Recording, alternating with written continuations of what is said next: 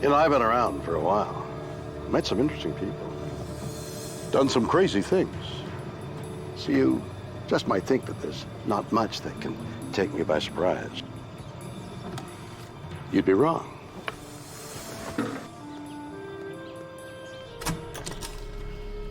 The world is full of stories, science and things that amaze and confound me. Every single day, incredible mysteries that keep me awake at night. Some I can answer. Others just defy logic. Is there life after death? In Connecticut, a man visits a Civil War battlefield where he is suddenly overcome with emotion. To this day, I don't understand what exactly happened. Is he the reincarnation of a dead general? In Haiti, 18 years after his death, a man returns from the grave. This individual had clearly been pronounced dead by the doctors. Do zombies really exist? And in a remarkable experiment, scientists in England conduct a series of groundbreaking seances. Is it our first genuine proof of the afterlife? Yeah. It's a weird world, and I love it.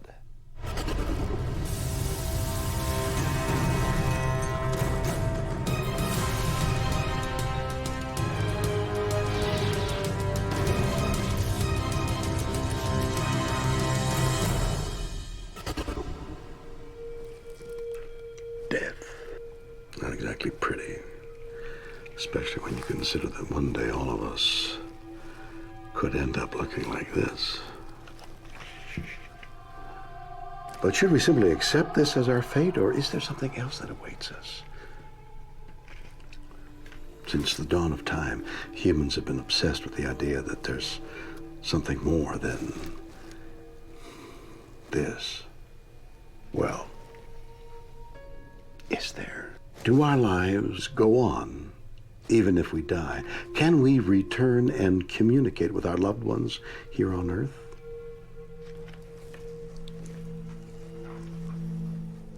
Is there life after life?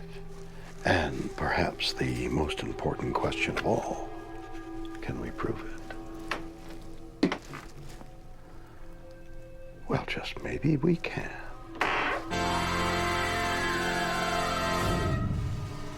Jeffrey Keane is a retired firefighter. In 1990, he decided to visit the site of the famous Battle of Antietam, one of the bloodiest encounters of the Civil War, and a place where thousands died in just one day.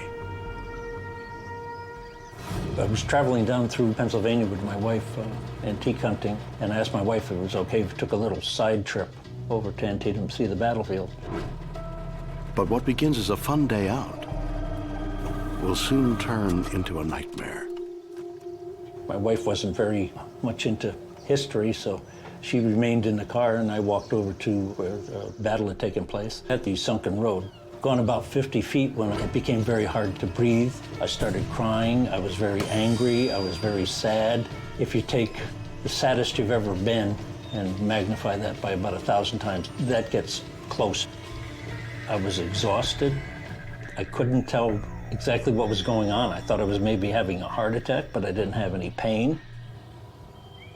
Overcome by a wave of violent emotions, Jeffrey then has a powerful urge to visit the gift shop. I felt compelled to go there. I threw a magazine on the counter. I said, I want this, and it was a Civil War quarterly magazine on Antietam. To this day, I don't understand what exactly happened. For the next 18 months, Jeffrey's life returns to normal. Until one night, when he attends a Halloween party. It was a really nice party. They'd spent a lot of money on the decorations. They had hired a palm reader. And I sat down in front of this woman, and she took my hands, and I told her the story of what happened in Antietam. As Jeff tells his story, the palm reader suddenly becomes uneasy. She's sitting there shaking her head, and she dropped my hands a few times. And then she drops a bombshell. She believes Jeffrey was at Antietam in a previous life. She said, you died there, but you hung around for a long time. I said, just let me ask you one question. Are you sure he was dead? She said he was full of holes. That's one thing I'll never forget. The bizarre encounter will lead Jeffrey on a journey in search of the truth. The next day, I took my wife to work, and I remembered the magazine that I had to have. I had it for a year and a half and hadn't read it. I opened it up to the section on Antietam where I had had the experience, and my eyes skimmed down the page, and I see a photograph of a general. As Jeffrey stares at the photo, he is stunned by what he sees. I look over, and this picture says General John B. Gordon, and when I see the face, I tell people I know the face very well. I shave it every morning.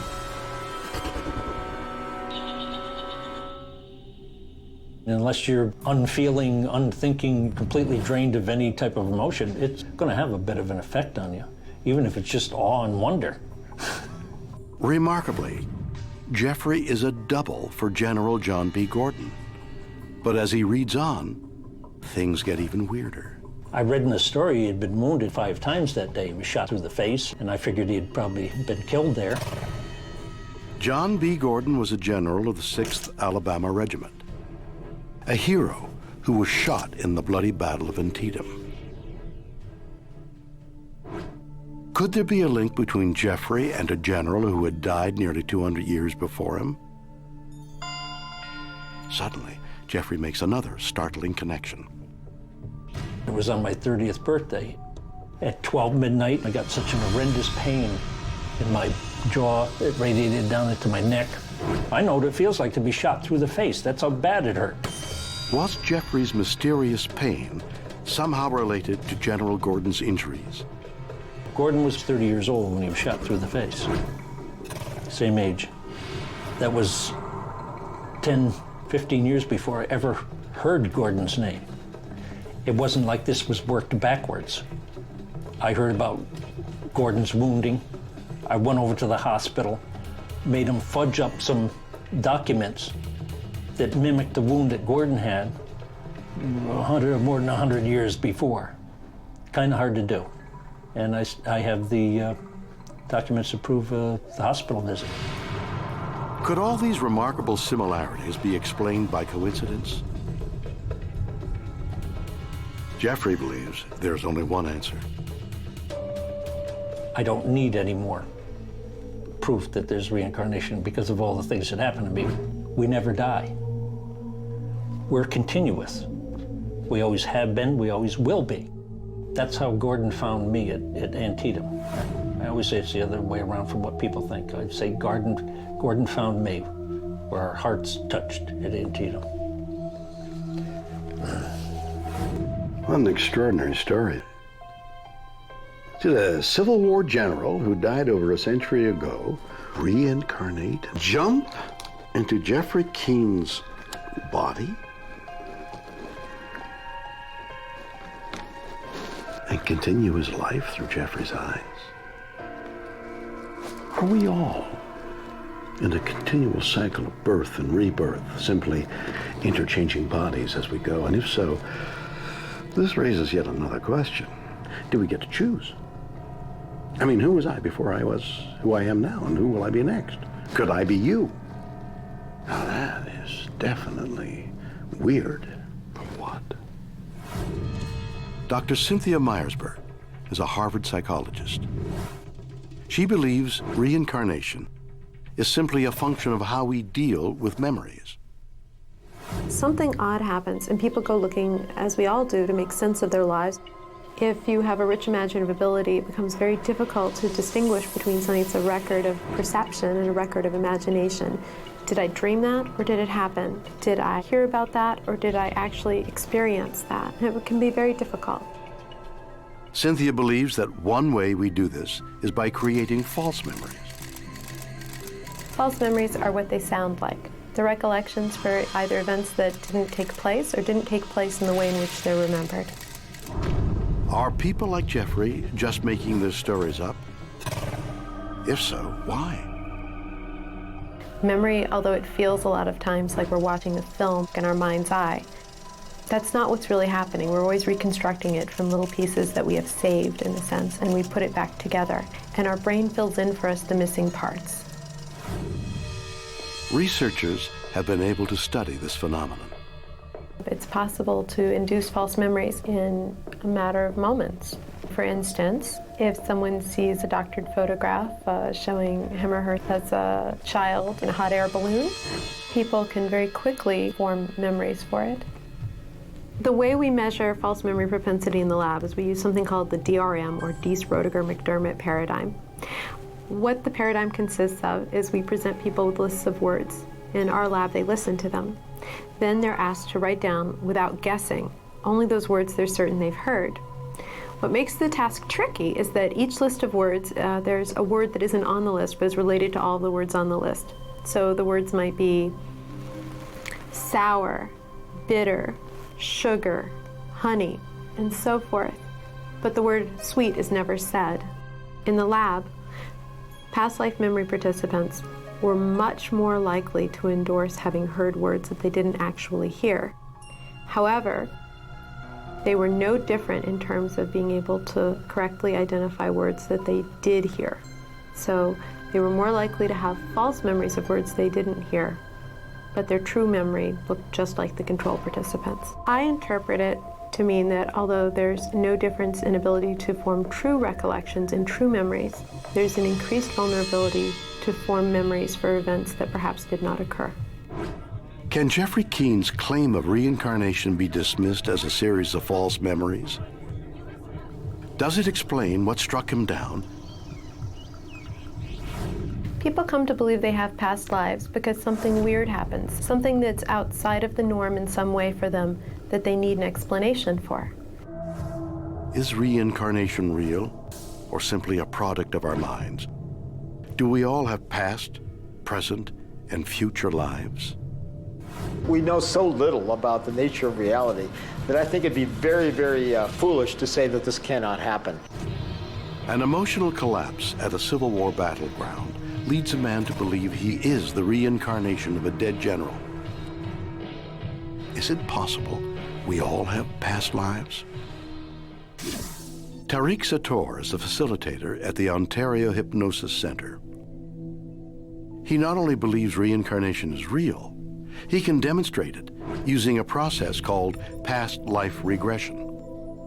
Past life regression is a series of steps that you go through in order to access memories from previous lifetimes. It is allowing the conscious mind to be put aside for a while as you access the subconscious mind. Begin by just lightly closing your eyes now. Tariq is preparing a patient, Karen, to travel back not only deep into her own past, but to lives she may have lived before, and from where he can access her memories. Imagine, if you will, above your head is a point of absolutely pure white light. It starts by first taking the client back through age regression, and typically it's about 14 or 15 years old and then to 3 or 4 years old. I'm on my mom's lap and I'm getting all of her attention. Karen has now gone back over 30 years. The next step will take her into what is known as blue mist, a space in between her current life and the one she lived before. Take a deep breath now and go beyond the blue mist, finding yourself at a still earlier time.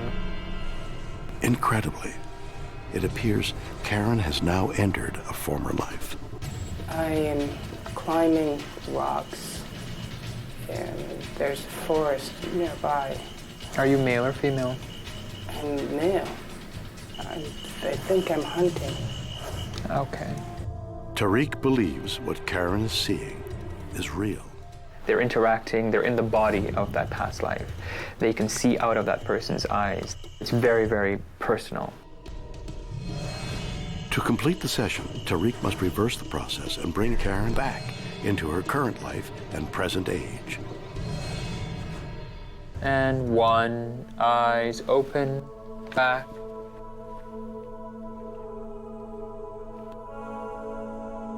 Did Karen actually visit her former life? Is past life regression evidence that reincarnation is real? Dr. Stuart Hameroff is a scientist. He believes the only way to find real proof of reincarnation is by using science. There's a lot of anecdotal evidence for apparent reincarnation, but it's been dismissed because it seems irrational. Now we have a theory, a possible explanation, so I think all this evidence needs to be reevaluated and considered seriously. Hameroff's theory concerns one of the greatest mysteries of both religion and science: the soul.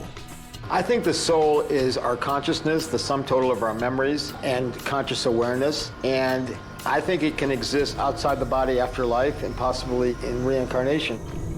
But even more remarkable is that Hameroff thinks the soul exists as a series of information, quantifiable by physics.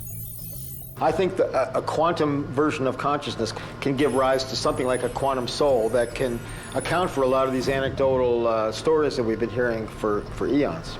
Many scientists believe consciousness exists with cells in the brain, but Hameroff thinks it exists on a subatomic level in quantum particles that can stay connected and survive death. When a patient has a cardiac arrest and is resuscitated, they often tell a story of a white light, a tunnel, and in many cases floating above their body looking down on what's going on. This could be consciousness as quantum information dissipating. When the patient's resuscitated, the quantum information goes back and the patient wakes up and reports having had a near-death experience and perhaps even an out-of-body experience. It's an incredible theory. But if our souls do exist in quantum form, how are they reincarnated? It's conceivable that this quantum information, the quantum soul, if you will, could re-enter an embryo, which would be reincarnation. Do our souls consist of information that can travel even into an embryo? Have we solved one of the greatest mysteries in the universe? We know so little about the nature of reality that I think it'd be very, very foolish to say that this cannot happen. And with the anecdotal evidence from reincarnation and memories and past life and so forth, it seems to me that it may be more logical to assume that it does occur. Was Jeffrey Keane the reincarnation of a long-dead general? Or did false memories convince him it was true? Does the soul exist independent of our bodies? Can we visit past lives? And if we can, what will we find? Weird. Or what?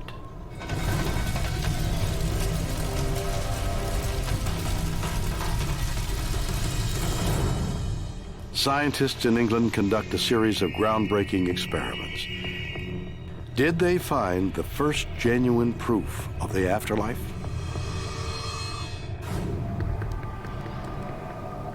Hello. Hello. I don't know about you, but I've always been scared of things that go bump in the night.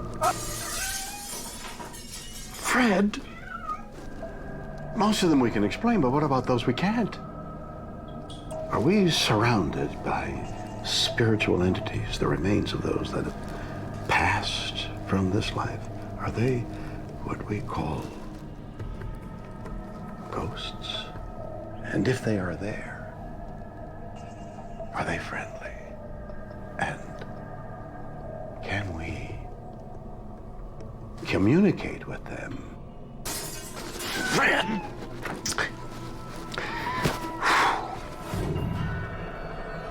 In 1993, a team of researchers in the town of Skull, United Kingdom, set out to find indisputable evidence of life after death.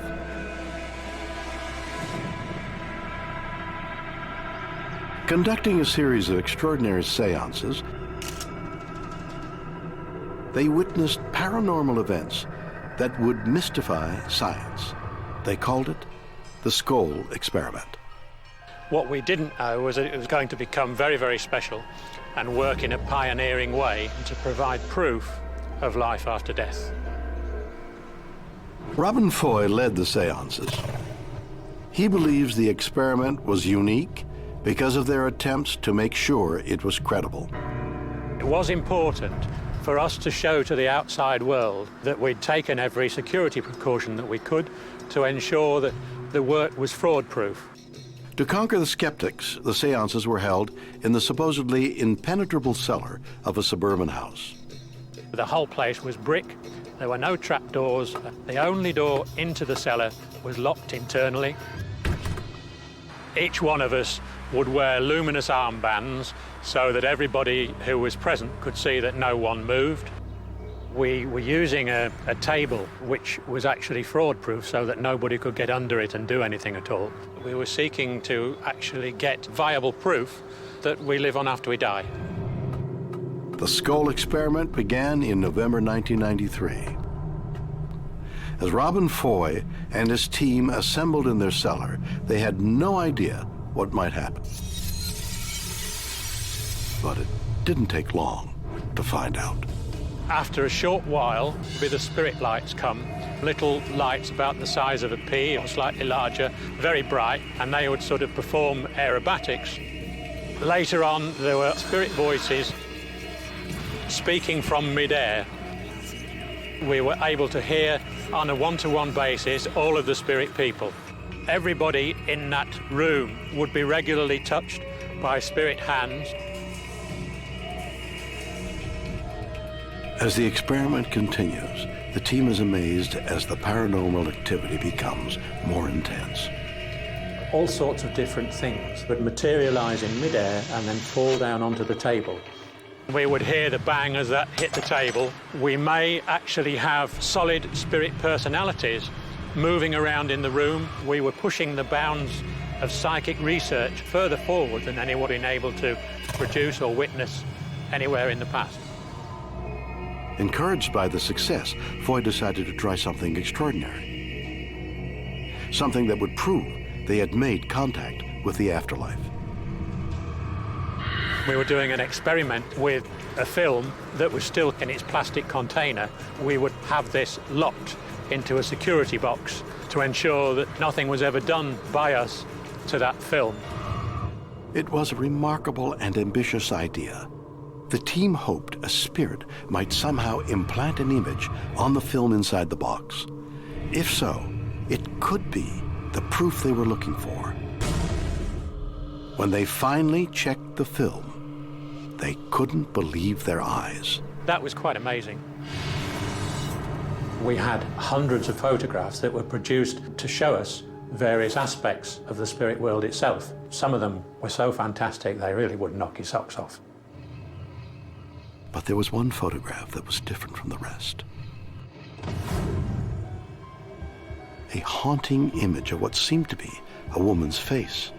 You actually see on this one areas of this person's face. Who is the woman? And how did her image appear on the film?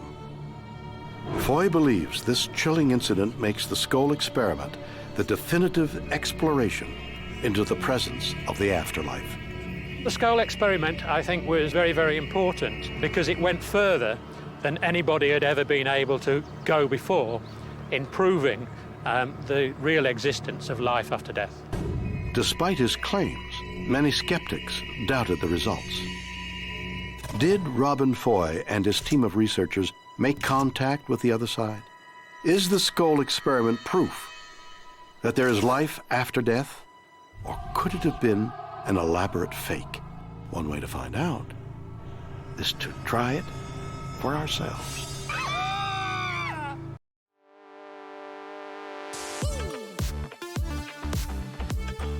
Watch on mobile devices or the big screen, all for free. No subscription required. Download Veely now. A UK research team experiences a remarkable series of paranormal events during a series of seances. Did they find proof of life after death? Brian Dunning is a scientific journalist. He believes the events of Skull were nothing more than an illusion. Here's the problem with seances, is that seances have existed as a magic trick for 200 years. They are an illusionist giving the impression that spirits are in the room. They are a magic trick. It's almost impossible to envision a seance being done seriously by people. They're always performances. So that's why, yeah, it's hard to take a seance seriously. What we are trying to recreate are the famous skull experiments. Was the skull experiment a magic trick? To test Dunning's theory, we've set up a fake seance using a professional illusionist. To create the conditions at Skull, the participants are sitting in pitch darkness. Using night vision cameras, we can see them, but they can see nothing at all. The session begins with everyone holding hands. Give me your hand here and your hand here. Please do not break the psychic circle at any time during the seance. Spirits, are you with us tonight? The Skull experiment claimed that spirit voices seemed to come from midair. The illusionist will attempt to recreate them with an assistant using a cardboard tube as a megaphone. Speak to us. She'll always love you. Whoa. Faking disembodied voices seems simple. Charles, the name Charles. But can they convince Yes. these participants That was close. they are being physically touched by spirits as claimed by the people at Skull? My spirit guide, I'm going to ask my spirit guide, Francine, will you give us a physical manifestation? I want Francine to come towards the center of the table. What? What happened? Don't touch me. About yourself! Whoa, whoa, whoa! The final trick centers around the claim that objects materialized out of thin air. Is this so easy to disprove? Leave us now! Leave us! Ah! The experiment is over. Even though his seance was badly faked, the participants are left visibly shaken. Nobody's laughing. Everybody took that completely seriously. It was a very powerful experience for these people. Although the participants were fooled, Brian believes this proves the Skull experiment was a hoax. We saw a few of the things today that were reported from the Skull experiments. We've seen that those can be easily faked. Do we know that they faked them at Skull? No, of course not, because no controls were applied. We don't know what actually happened. But when we see how easy it is to fake it, how can we know that these could have been real? Could the greatest experiment into the existence of the afterlife be just an illusionist's game? No doubt. Magic tricks are easy to perform, and many of the claims made at Skull have been dismissed out of hand. But the biggest mystery of all still remains unanswered. Who is this woman? And how did her image appear on a roll of film that was locked inside a box? Even Houdini would have trouble with that one. Peter Schramek is a photography expert. We asked him to examine images from the Skull experiment and try to unlock one of its biggest mysteries. As I understand it, the film was put into this box and locked away, and the exposure, the effect on the film, was supposed to have happened while the film was locked up in this box. My first reaction was, this is an interesting manipulation. I assumed it was something that would have been done in the darkroom. It looks very similar to the kinds of distortions, collages, manipulations that people have done in the darkroom because it's fun to do. But there was no darkroom at Skull. Was this photograph created by the spirit of a woman? Peter believes the answer to the mystery lies in the type of film they used. With Polaroid, you have the direct development, so there's no darkroom involved. When you process it, you actually put it into a container that is full of a gelatinous chemical that gets spread onto the film evenly. And that is the chemical that develops the film, contains the dyes that causes the color, and so on. And so you have this jelly-like substance that's being spread over the film to develop it. You're cranking that through by hand or sometimes by motor. And depending on how you crank it, You can get different kinds of distortions and effects simply because for chemical reasons. And that, in my mind, is what's happened in these photographs. All you're seeing are the chemicals that are the way that they've affected the film as it's gone through. What is harder to explain are the actual faces in the images. They're not light effects, they're not chemical effects, they actually are, you know, images of faces. So how was this haunting image created?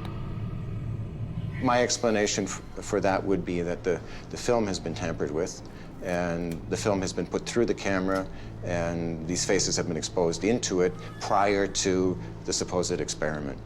And then when it's processed, these show up, but they show up in this distorted fashion because of the chemical processing distortion. And that actually is quite easy. You can take a roll of film.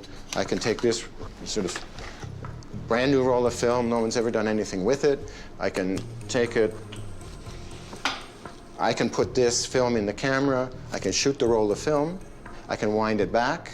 And as I wind it back, I can leave the leader sticking out like this. And no one knows whether this film is exposed or not. Peter believes he has solved the mystery. But what if the skull researchers were telling the truth? I don't think while the film was in the box that any of the effects that we're seeing could have been created unless one believes in some sort of supernatural explanation. Is this a woman from the spirit world? Did Robin Foy and his research team find proof of life after death at Skull? Or was it an ingenious hoax? Whatever the truth is, this is weird, or what?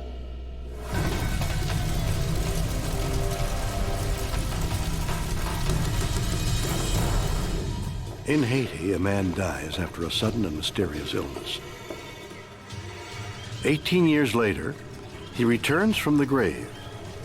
Could this prove that zombies exist? When it comes to the mysteries of the afterlife, perhaps there's nothing weirder than zombies. The dictionary describes a zombie like this: the body of a dead person given the semblance of life, but made mute and willless by a supernatural force, usually for some evil purpose. Sounds like my bank manager. But could it be true? Could mindless, shuffling cannibals actually exist outside of Hollywood? The tiny nation of Haiti is home to many mysteries, but none weirder than the tale of a man named Clairvius Narcisse. Wade Davis is an explorer and author. He investigated the case, which began in 1962 when Narcisse suddenly became violently ill. I mean, the constellation of symptoms that he reported were so strange that you initially thought this had to be coming from the realm of science fiction. Although doctors work feverishly, it's too late to save the stricken Narcisse. The death was witnessed by both the physicians and nurses and his own family members, and his sister had actually affixed her thumbprint to the death certificate, verifying that this was her brother. Her brother had died. Devastated, family members say their final goodbyes, and Clairvius is finally laid to rest. You could go to his grave site, where the slab of cement had been placed upon his grave shortly after his demise. It should have been the last anyone heard of Clairvius Narcisse. But 18 years later, something incredible will happen that ensures no one forgets his name. In 1980, Clairvius' sister is going about daily chores in her family village. Suddenly, she sees something beyond comprehension. Standing before her is her deceased brother. Clairvius Narcisse has risen from the dead. He claimed that he was buried. He claimed that he was magically resuscitated by a sorcerer, and that led off to the north of the country, where he had been working as a sort of a zombie slave for 18 years. Now, clearly there's no incentive, economic incentive, to create an indentured force of labor in a country where costs of labor are trivial. I think the idea of slavery ties into a deeper concept, which is that the essence of a zombie is someone who has lost their soul. But in addition to being cast in perpetuity into this state of kind of limbo, you're also said to be made a slave. And of course, given the colonial history, that combines to create a kind of a phenomena that's almost worse than death, because you lose your personal willpower and your physical freedom. And together that combines to make the plight of a zombie the worst possible fate of the individual, which is precisely why in Haiti, the fear is not of zombies, as the movies imply, the bad movies, but of becoming a zombie. Did Clairvius Narcisse return from the dead? A zombie? There was no question that this individual had clearly been pronounced dead by the doctors. And then the question became, why? How? What happened to him? This incredible story attracts the attention of a team of scientists who are keen to examine the case and uncover the truth. They investigated all these lines of evidence, analysis of the fingerprints by forensic experts, the testimony of the family members and the doctors. After months of searching, the investigators come to a remarkable conclusion. Really led two very reputable scientists to go public saying they had found the first provable instance of a zombie. What did the scientists find? Did Clairvius Narcisse rise from the dead? Do zombies exist? Stephen Schlossman is a Harvard psychiatrist. Incredibly, he believes the answer could be yes. When I started thinking about how I would explain zombies medically, it was kind of a lark, and then it ended up getting a little creepy. The typical zombie, in my view, is slow, shambling, can't figure even the simplest of dilemmas out, wants to eat human flesh. There is ways you can medically explain the behavior. Remarkably, Schlossman believes just a few changes in the human brain could turn one of us into one of them. It starts with the cerebellum. This is a sheep brain, but imagine this is a human brain, which looks an awful lot like this, just bigger. The function of the cerebellum is to help us maintain balance. In zombies, we've got to think that there's something not right with their cerebellum, because zombies are really not balanced well. They hold their hands out so they can maintain balance. They've got that wide-based gait. They've got truncal ataxia, which is when the trunk of the body moves back and forth and up and down. That's all cerebellar disease. And it's easy to sort of think that whatever causes the zombie plague must take a whack at the cerebellum. There's a number of diseases that can affect the cerebellum. In those cases, you have exactly the shambling gait that you see in the zombie movies. The shuffling is one thing, but what explains a zombie's mindless violence? The amygdala is the most primitive part of the brain. It's the region of the brain that has very base emotions. Our amygdala is the source of all anger and rage. But it's kept in check by our frontal lobes, the most advanced part of our brain. So we might have an impulse when somebody cuts us off on the road to yell at them, to tailgate them, to do something not nice. The frontal lobe jumps in and stops you from doing that. When we watch zombie movies, we can guess that zombie frontal lobes are pretty much gone. They can't hold back their impulses. Could a unique combination of brain injuries somehow create a zombie? There's just one problem. The zombie, by definition, has to die and be reanimated. There is no medical basis for something coming back from the dead so far. But how does Schlossman explain that Clairvius Narcisse was certified dead, buried, then returned from the grave? Maybe he's not telling the truth. Maybe he's undergone some kind of neurologic insult that prevents him from remembering what's just happened. But if we're talking about really rising from the dead, that doesn't happen. A Haitian man dies from a mysterious illness, then returns from the grave 18 years later. Is he proof that zombies exist? Wade Davis has investigated the case and has an incredible theory. He thinks Clairvius Narcisse didn't die at all.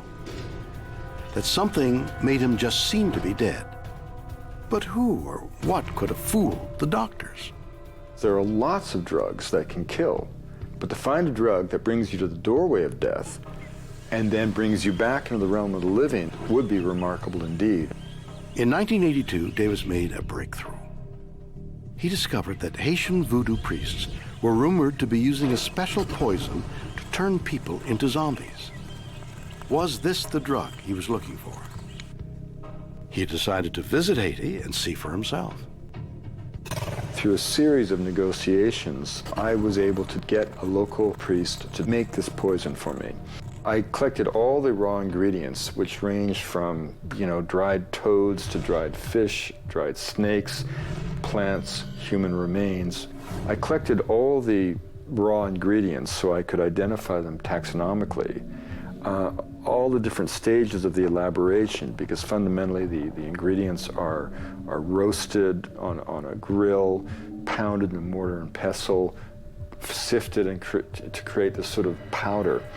And I brought them all back through U.S. Customs, and it was kind of amusing because I came through for the first day on Easter Sunday, 1982, Kennedy Airport, and I had no permits whatsoever, and I had this suitcase made of surplus 7-Up cans that had been printed in Saudi Arabia because you could see the Arabic script, and it was filled to the gunnels with all these ingredients, including human remains, a human skull. I had a live Bufo marinus toad, the biggest toad, this big, in my backpack, and no permits whatsoever. And I opened this up, and the customs guy in New York just slammed it shut, and he said, and I quote, "Look, it's Easter Sunday.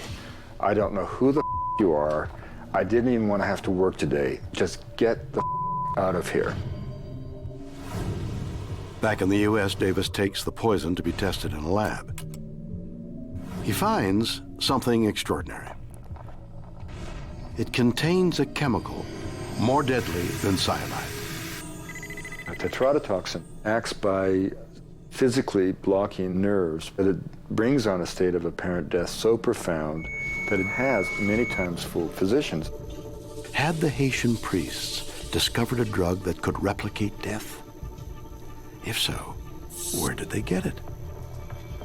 In Haiti, there's this sort of famous puffer fish, which inflates like a big porcupine.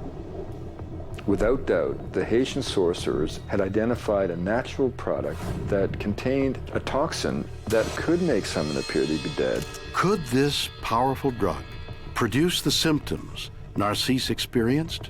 He said he was paralyzed. He could hear himself pronounced dead. He could sense the sheet pulled over his eyes. He heard his sister begin to wail, but he could not respond. Was an innocent man turned into a zombie? The evidence seems undeniable, except for one thing. No one knows if Narcisse was administered the poison. What we do know is that he was pronounced dead when he turned back into the realm of the living. So presumably, if any of this is accurate, somehow he received the poison. According to what he said, the poison was rubbed into the skin. And this is important because the folkloric idea that you read in the literature is that the poison is placed into a cross on the ground, the victim walks over, and suddenly all things unravel. Well, that's a magical idea, no doubt, because obviously, physiologically, no poison is going to go through the callous feet of a peasant. But again, this is where you have to separate out what might be called the view from within from the view from without. According to Narcisse, he had the poison rubbed into his skin. And this would be important because the effective way for this powder to be administered would be through the blood. All right, let's think about this for a second.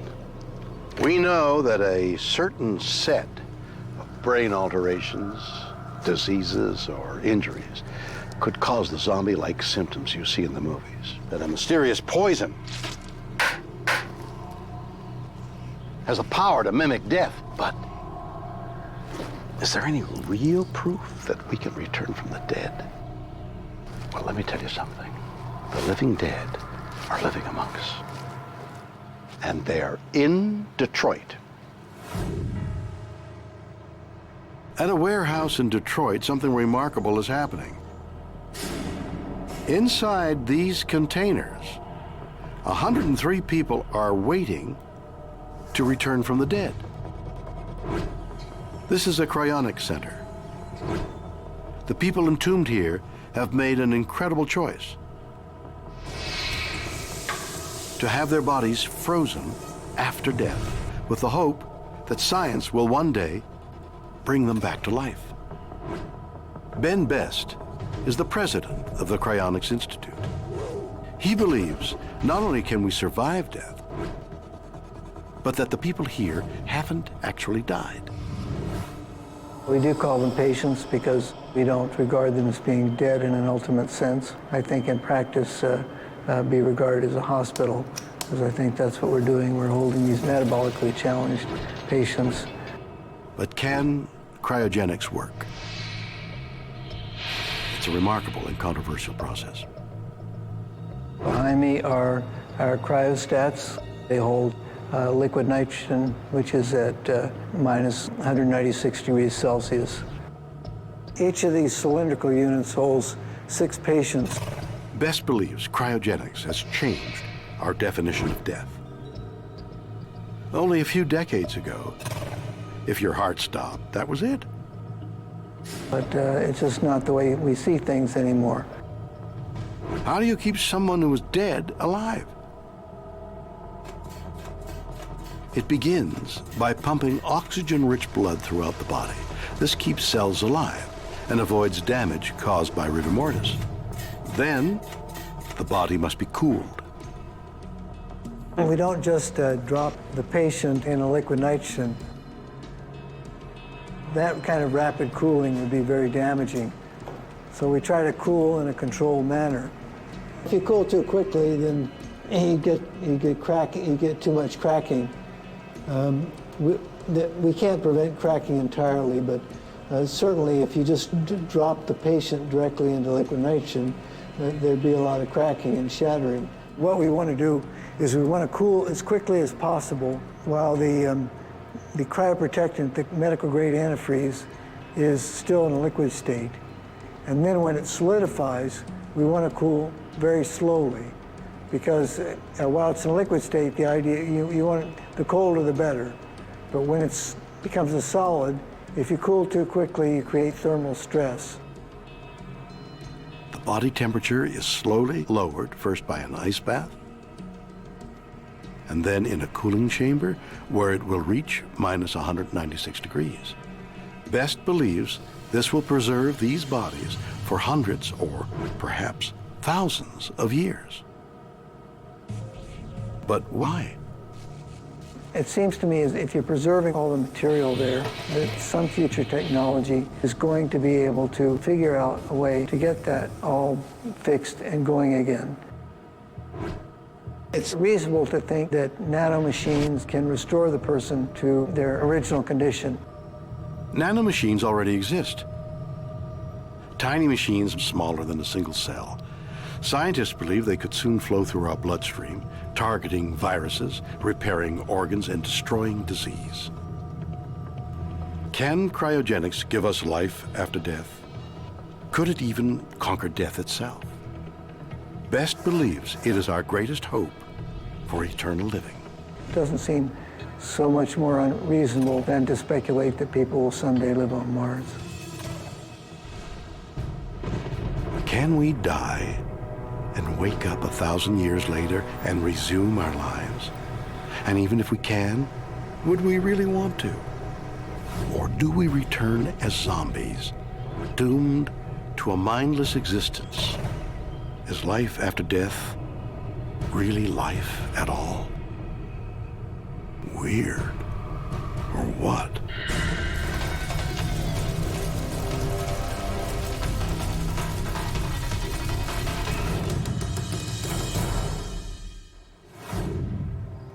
So there we have it. Stories of life after death from all over the world. In Connecticut, a man is overcome with emotion at a Civil War battlefield. Is he the reincarnation of a dead general? In England, scientists conduct a remarkable paranormal experiment. Did they find the first proof of the afterlife? And in Haiti, a man returns from the grave 18 years after his death. Are the living dead walking amongst us? Do zombies exist? Are these stories evidence of life after death? Can we dismiss those who claim they are true? You decide. Join me again next time for more stories that will undoubtedly be weird or what?